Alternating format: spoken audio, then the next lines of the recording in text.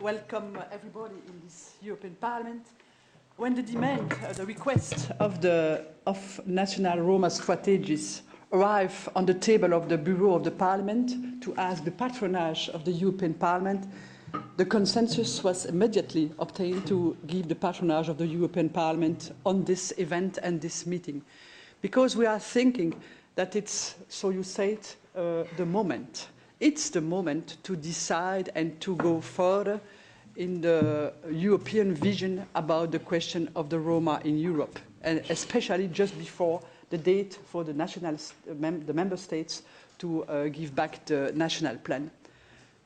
Je passe au français. Je suis bruxelloise. I'm from Brussels. I live not very far from here.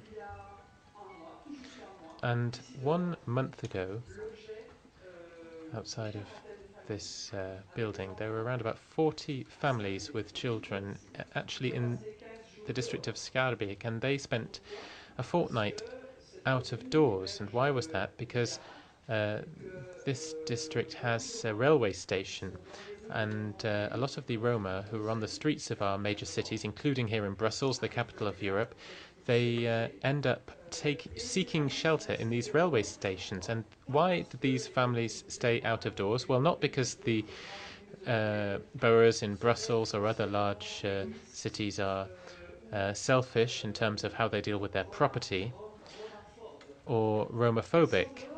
They were outside quite simply because these are the poorest local authorities in Brussels. These are local authorities who are confronted with a large number of asylum seekers.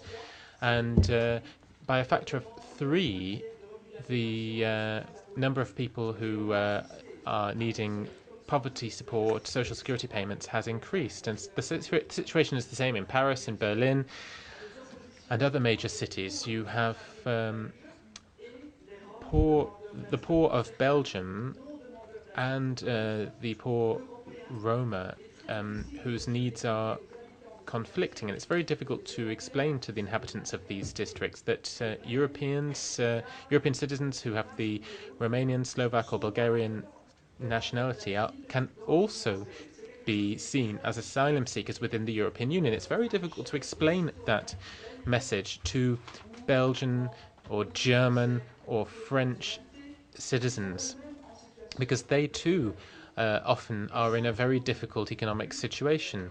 And I think that what we can no longer accept at European level is not making progress, not encouraging our member states to take their responsibilities in this question. Because in the political debate on the question of the Roma, when you talk to member states and when you talk to the people who represent the poorest local authorities in Europe, people say, well, what is Europe doing? Why doesn't Europe take measures to fight discrimination? Well, I understand the comment, but we know as Europeans to what extent it's not simple to fight discrimination or to improve the perspectives for the future for certain populations, where some, but not all, have nomadic traditions. The question of the Roma is a complex one, and I think all complex questions are difficult to deal with in this time of crisis, in this time of a time where everybody's facing difficulties, everybody's hard up, and we have also other asylum seekers who have come from North Africa after the Arab Spring, and we have all kinds of other people facing a really difficult situation, and that makes the situation of the Roma all the more acute at the moment. So I think it's good that at this stage the European Parliament has taken the initiative and teamed up with other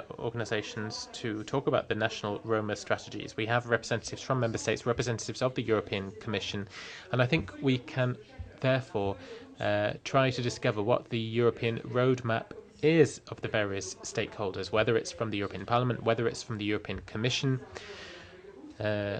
We need to keep tabs on how the roadmap is implemented.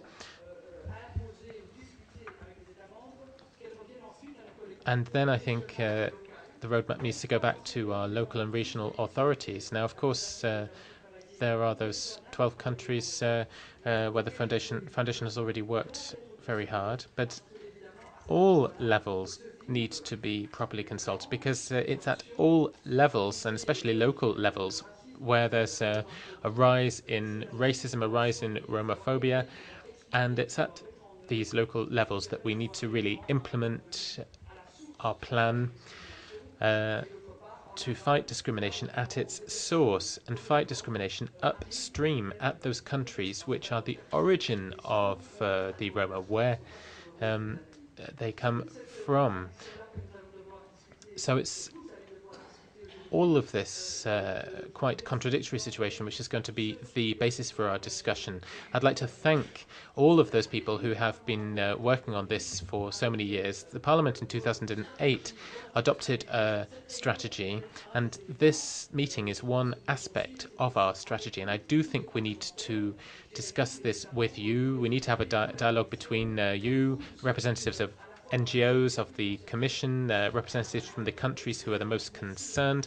Thank you very much for your commitment. The European Parliament is very, very concerned by this question, wants to make progress, wants to support useful and efficient strategies with you, but strategies where everybody is involved. Everybody has a role to play at all levels.